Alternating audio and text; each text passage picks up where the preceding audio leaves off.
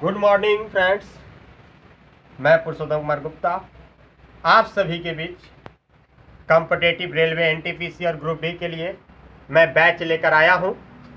तो आइए आज हम बात करते हैं गाइज, आप इस लॉकडाउन में घर बैठे हैं तो कृपया करके घर बैठे ही आप अपना एनटीपीसी और ग्रुप डी के लिए तैयारी करें, क्योंकि आज मैं लेके आया हूं आप सबके लिए बहुत इंपॉर्टेंट क्वेश्चंस जो आपका प्लेटफॉर्म का आपने देखा होगा उन्होंने प्रीवियस क्वेश्चन निकाला है।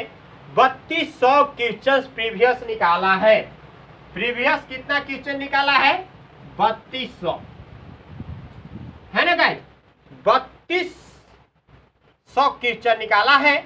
आप क्या करें गाइस कि वो सारे क्वेश्चंस को आप स्टडी कर ले, चूंकि प्रीवियस क्वेश्चन जो निकाला गया है आपका एग्जाम में पूछा गया क्वेश्चन है।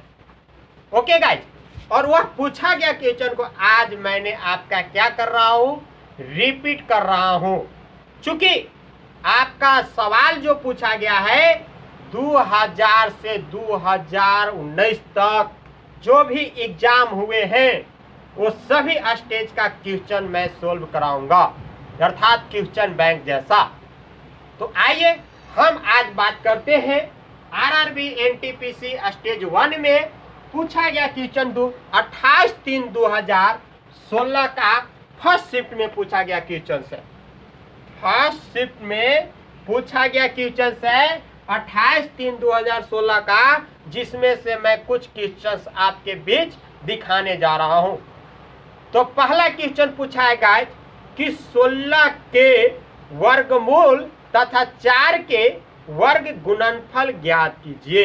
अर्थात देखिए 16 का क्वेश्चन नंबर फर्स्ट है ना, 16 का एंगल मिला के ना, देखिए गाइस कहता है, क्या कहता है इसे सुनिए।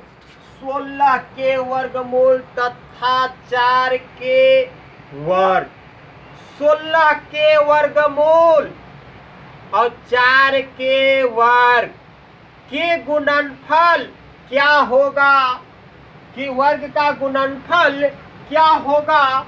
क्या गाइस 16 का स्क्वायर रूट कितना होता है? तो 4 होता है। सॉल्यूशन करके देखिए 16 का स्क्वायर रूट कितना? 4, और गुना, चूंकि गुणनफल कह रहा है तो गुना और 4 के वर्ग, तो वर्ग मतलब दोगुना, अरे वर्ग मतलब कौन सी? दोगुना, तो 4 का दोगुना यानी 4 चौके 16, यानी 4 का स्क्वायर यानी 4 चौके 16, यानी 4 गुना 4 चौके 16, तो 16 चौके 64 आपका आ गया। गुणनफल कितना आ गया? 64। एकदम इजी है ना। ये आपका पूछा गया 2016 में फर्स्ट शिफ्ट में पूछा गया क्वेश्चन से। आइए आपका नेक्स्ट क्वेश्चन कहता है कि under root 1 minus sine square भागा under root 1 minus cos square theta को हल कीजिए। तो एक याद करिए, जब आप 10th क्लास में पढ़ते थे तो आपको सर बताए होंगे साइन स्क्वायर थीटा और plus cos square theta equal to क्या होता है? 1 होता है। अरे होता है कि नहीं होता है? अब हम यहीं से सिमिलरिटी कर देंगे, तो साइन स्क्वायर थीटा बराबर 1 माइनस कॉस स्क्वायर थीटा, और cos square theta equal to होता है sine 1 minus sine square theta. अरे होता है कि नहीं? अब हम यही दोनों के कर्मात हम यहाँ पर लगा देंगे। 1 माइनस कॉस स्क्वायर थीटा का क्या होता है? तो साइन स्क्वायर होता है। आइए हम बात करते हैं, तो 1 माइनस साइन स्क्वायर थीटा का होता है कॉस स्क्वायर भागा 1 माइनस कॉस स्क्वायर थीटा का साइन स्क्वायर थीटा। आइए गाइस, अरे ये भागा है तो बट्टा में आएगा, तो कॉस स्क्वायर थीटा और बट्टा में साइन स्क्वायर थीटा। अब आप वो जमाना याद करिए जिसमें पढ़ते थे कॉस बाई साइन बराबर होता था कॉट थीटा।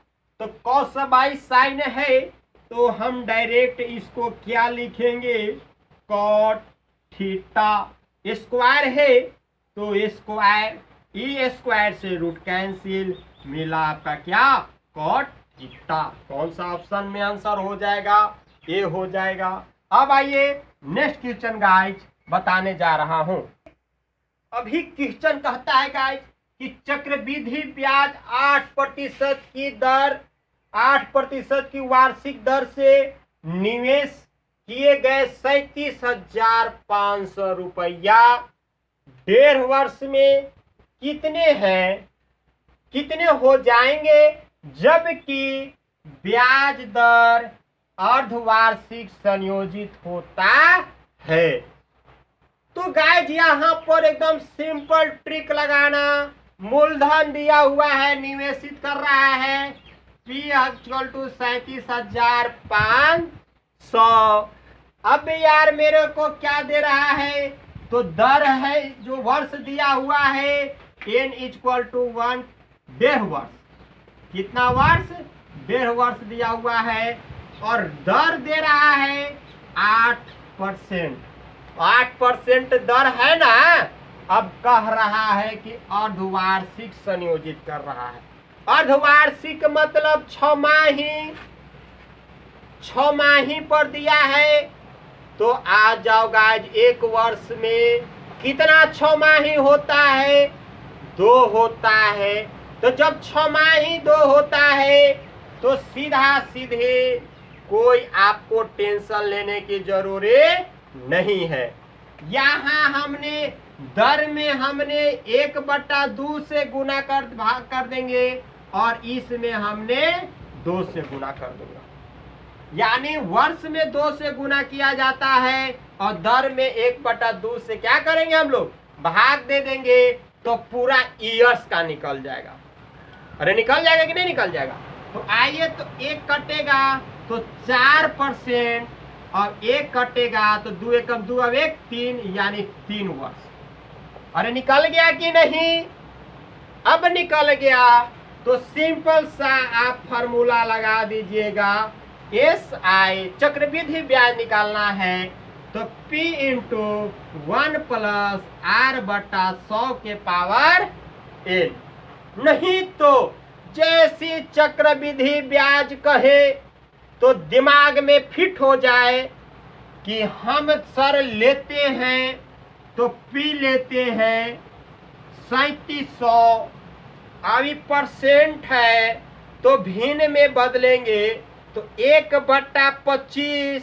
अरे परसेंट है तो भिन्न में बदलिएगा तो 1/25 और 1/25 में सर बोले थे कि इसको भिन्न में बदलोगे 1/25। अब जितना रहेगा ये दोनों के गुना कर जोड़ देना, उतना ही से क्या करना है, मल्टीप्लाई। तो कर दीजिए 25 अब 1 26/25 और कितना बार, तो 3 बार। अरे कितना बार, तो 3 बार, यानी 3 26/25 गुने 26/25 37,500 है बाबू, है ना। अब इसको आपने डिवाइड करके आप लोगों ने देख लीजिएगा तो आ जाएगा। आप ऐसे डिवाइड करना चाहते हैं तो कर दीजिए 25 एकम 25। आप भागा दे के देख लीजिएगा, इसका आंसर जो आएगा वह आपका जो है, आप ऐसे डिवाइड करके देख लीजिए इसका आंसर कितना आता है। लगभग में आपका 42,182.4 आएगा। बट आपने प्रयास करके इसका देख लीजिएगा, ऐसे मैं भागा नहीं दे पा रहा हूं, है ना। आपका आंसर हो जाएगा, मल्टीप्लाई करिएगा, इतना आएगा, इतना भागा इतना दीजिएगा तो आपका 42,182.54 आएगा आंसर। अब आइए गाइस नेक्स्ट क्वेश्चन, आइए गाइस मैं देखता हूं अब क्वेश्चन नंबर 5 पर आ गया। क्वेश्चन नंबर 5 देखिए क्या कह रहा है, sine A plus cos B into cosec, cosec A है कितना होगा। तो एकदम सिंपल सी भाषा में मैं बता देता हूं कि cosec A is equal to formula होता है 1/sin ए। अरे होता है कि नहीं होता है, हम सीधे वहां से 1/sin ए में कन्वर्ट कर देंगे। बात समझ में आया, एकदम सिंपल। अब इसमें मल्टीप्लाई करेंगे तो sine by sine A plus cos A by sine A, ये साइन से साइन कैंसिल, अरे क्या आ गया 1 प्लस कॉस ए बटा साइन ए। और हमने बताया था कि कॉस ए बटा साइन ए बराबर सूत्र होता है कॉट बी, तो 1 प्लस कॉट ए, इतना बराबर सूत्र होता है क्या, कॉट ए। और कॉट ए का मान दिया हुआ है 12/5, रख दीजिए 1 प्लस 12/5, तो 5 5 एकम 5, 12 5 17/5 आ गया कि नहीं आ गया, एकदम सिंपल। आ जाइए, इसमें आंसर कौन हो जाएगा आपका, बी हो जाएगा। अब आइए गाइस, क्वेश्चन नंबर 6 में कहता है कि एक आदमी 25% की हानि पर एक मेज को, एक आदमी 25% की हानि पर एक मेज को 4200 रुपया में बेचता है। अरे कितना रुपया में बेचता है जी, 42 रुपया में। ध्यान देना, 25% की हानि पर एक मेज को 4200 रुपया में बेचता है। उसे 25% लाभ कमाने के लिए मेज को कितने मूल्य में बेचना होगा, कितने मूल्य में बेचना होगा। एकदम सिंपल सी भाषा, 25% हानि कह रहा है और 25% लाभ कह रहा है। तो हम इसको भिन्न में बदल देंगे, परसेंट के हटाएंगे तो 25/100 यानी 1/4 जो हो रहा है हानि हो रहा है, और 25/100 1/4 जो हो रहा है आपका लाभ हो रहा है। ठीक ना। तो अब आपको निकालना क्या है गाइज, आपको निकालना है कि लाभ कमाने के लिए कितने मूल्य पे बेचेगा। तो लाभ कमाने के लिए पूछे तो सीधा सीधी आप लगा दीजिएगा, कितना निवेश कर रहा है 4200, है ना। जब 4200 निवेश कर रहा है, जब हानि कहे तो 4 में से 1 को घटा देंगे तो हानि आ जाता है 3/4। तो हानि हो रहा है आपका कितना 3/4। हम अब इसको क्या करेंगे गाइज कि हम अब एक क्रय मूल्य निकालना है, कितना मूल्य में बेचना होगा। ठीक ना, यानी क्रय मूल्य निकालना है। तो क्या हो गया आपका 4200, 3/4 है, मल्टीप्लाई कर देंगे 4/3 से, पलट देंगे। और अब ये है लाभ, तो लाभ में 4 अब 1 5 हम ऐड कर देते हैं ऊपर की ओर, तो मल्टीप्लाई कर देंगे 5/4 से। ये 4 से 4 कटा, ई कटेगा 21 दूनी कितना होगा जी 3 एकम 3 1400 और 14×5 70, 7000 रुपया आपका आंसर होगा। फिर से समझ लीजिए इसको, कुछ नहीं है, हानि दिया हुआ था, भी में निकाल लिया। तो आपका अगर क्रयमूल्य पूछा तो हम 4/5 कर दिए, अगर विक्रयमूल्य पूछता तो हम वही छोड़ देते, पलटते नहीं। विक्रयमूल्य में नो चेंज और क्रयमूल्य में हम लोग क्या कर देते हैं, चेंज कर देते हैं। तो ये आपका 7000 रुपया में उसे बेचना होगा, तब ना इसका लाभ हुआ 4200 रुपया टोटल आया जे।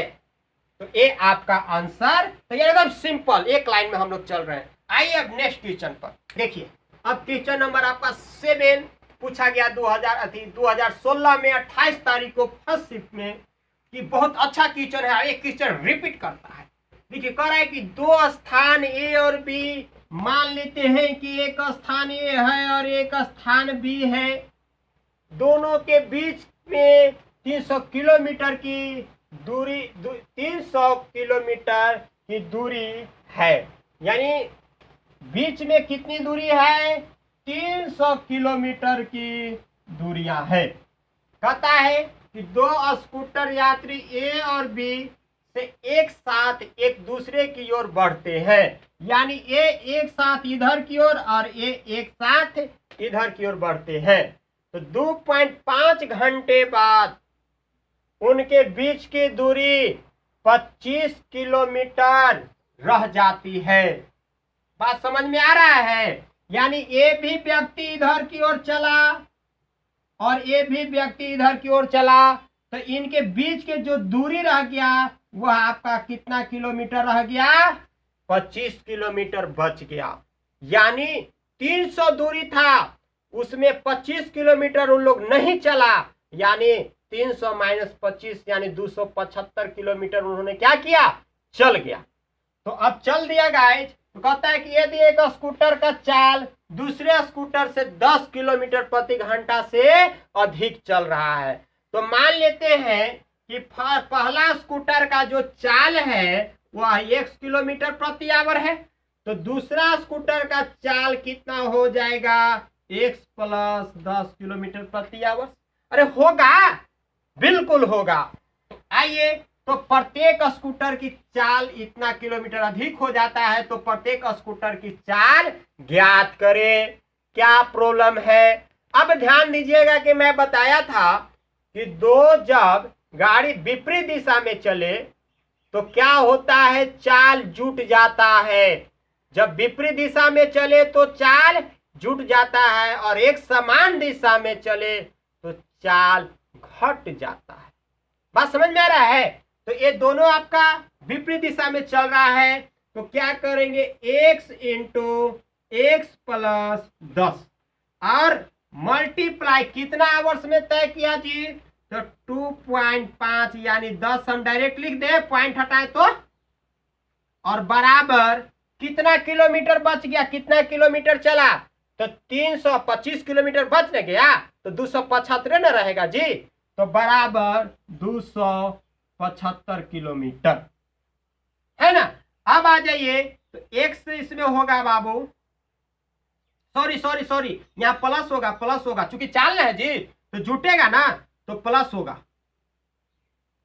चलिए, तो x अब x 2x और प्लस 10 और 1 कटेगा 50, 25 और 5 दूनी 10, यानी 5/2 बराबर 275। भागा दीजिए, 50 × 25 और 50 × 25, तो 2x + 10, ये 2 उधर जाएगा तो 110।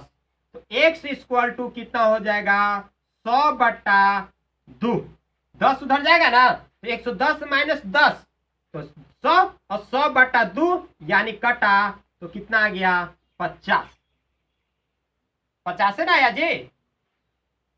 55 दूनी के 10, हाँ कितना आ गया आपका? 50 किलोमीटर।